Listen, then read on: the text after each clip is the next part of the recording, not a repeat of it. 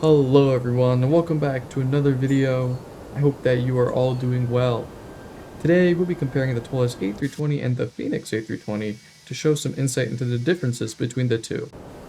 Whether you're deciding which to purchase, the differences in modeling, textures, sounds, or how they fly, this is the video for you. Before I begin, I will state that both planes will be their default variants with no mods. This includes not using sound packs or liveries. To take it a step further, the A320 NEO, which is the default for the ToLiss, will not be tested, as Fenix does not have one yet. As a result, this test will be just between the CFM and IAE variants. Both planes will also be tested in the newest versions of X-Plane and Microsoft Flight Simulator, being X-Plane 12 and Microsoft Flight Simulator 2024, respectively. Let's talk about our first category, installation. The first thing you will most likely see after purchasing both planes are the files included in the download. For the ToLiss A320, you will see the aircraft file, which will be dropped into the aircraft folder, and for the Fenix A320, you will be using the included installer.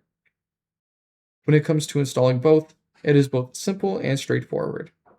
While we won't be comparing liveries, it is important to note that both aircraft have different processes for installing liveries. With the Fenix, you can use the Livery Manager or find a livery online and drop it into the Community folder. For the ToLiss A320, you need to open up the Aircraft folder and then drop it into the Liveries folder. While a bit more steps than the Fenix, both are still very simple.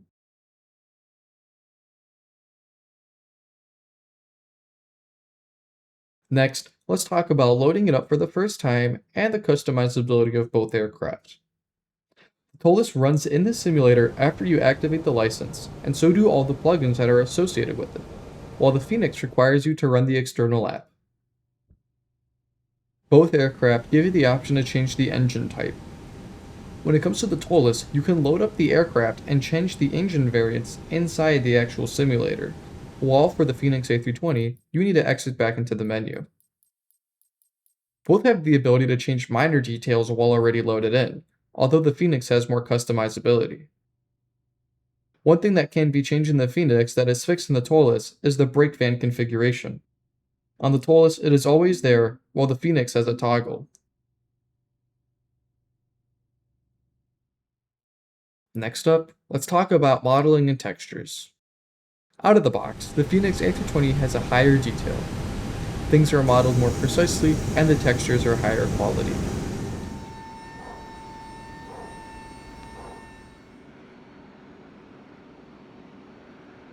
There is this one bug in the A320 though, specifically in Microsoft Flight Simulator 2024, and that is that the screen by the ADIRS tends to flicker. In the ToLiss A320, one big issue that I saw was that the flap looks a bit weird when extended into the 1+F configuration, and they seem to clip with the wing when extending.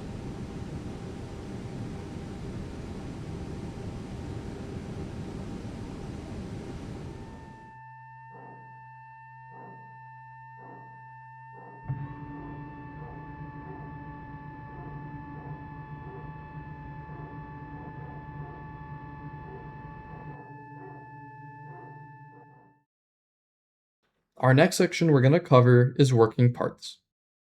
While outside, let's see what the Fenix offers that the ToLiss doesn't. In the walk-around mode, you can open hatches and the cargo compartments by hand.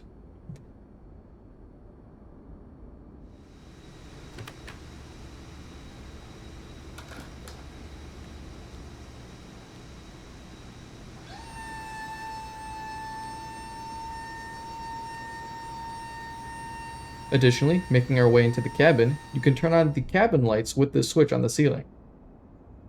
When in the flight decks of both aircraft, the Fenix has more touch spots, specifically with the circuit breakers.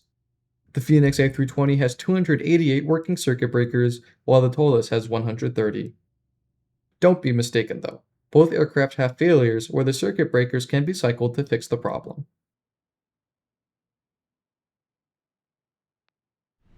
One minor, yet notable difference is with the oxygen masks. In the Fenix A320, you can open up the compartment and test it, but in the ToLiss, pressing the compartment door equips the mask itself.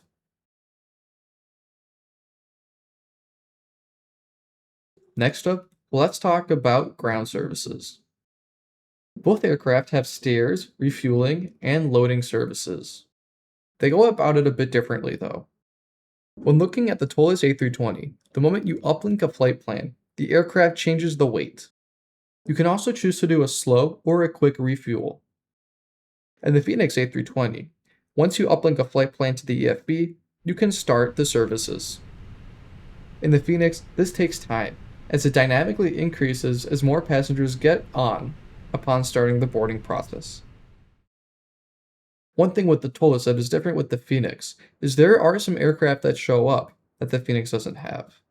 The Fenix has the stairs, but the ToLiss has the baggage loaders and the fuel truck.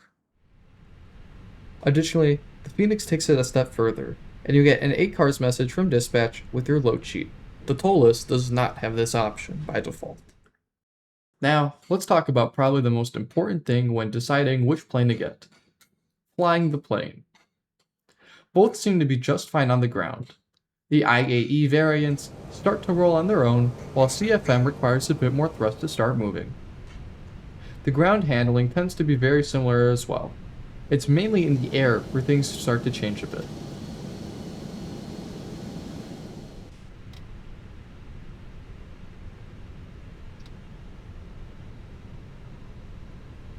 While in climb, cruise, and descent, both seem to be almost identical due to the autopilot logic being good in both. The only differences I saw were the page layouts in the FMC. Landing also supposed to be drastically different in both.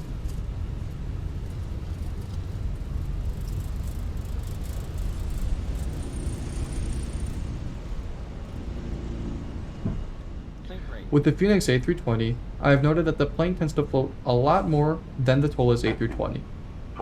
When I transferred over from the Fenix to the ToLiss, my first landings were basically me just slamming the plane into the ground.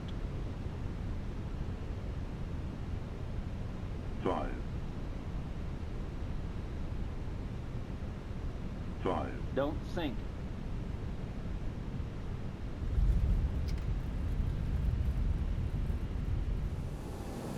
$50, $40, $30, $20, retard, 10,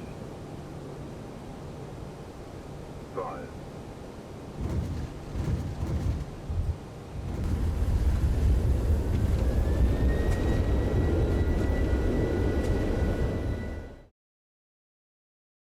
Next up are the sounds. As you could probably hear if you've listened to videos of the Fenix and the ToLiss, the Fenix A320 sounds better. Additionally, there are cabin announcements that can be changed. For the ToLiss to be on par, a sound pack that costs around $27 needs to be purchased. I'm just going to play the default sounds and let it speak for itself.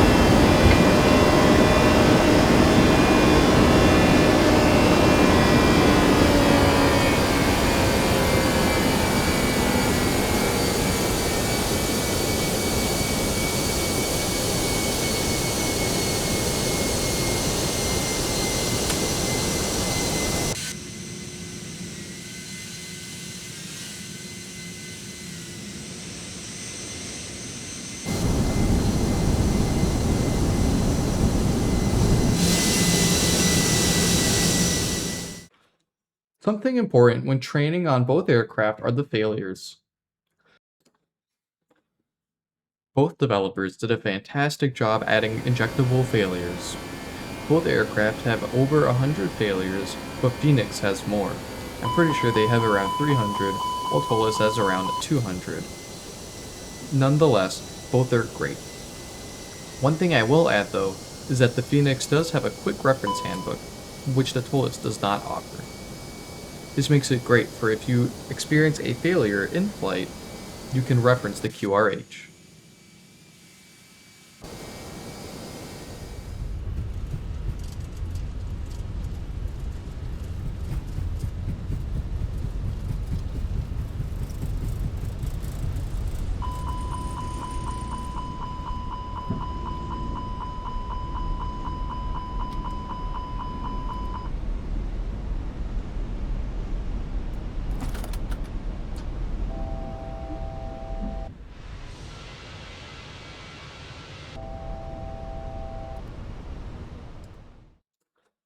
Last, but certainly not least, we have the pricing.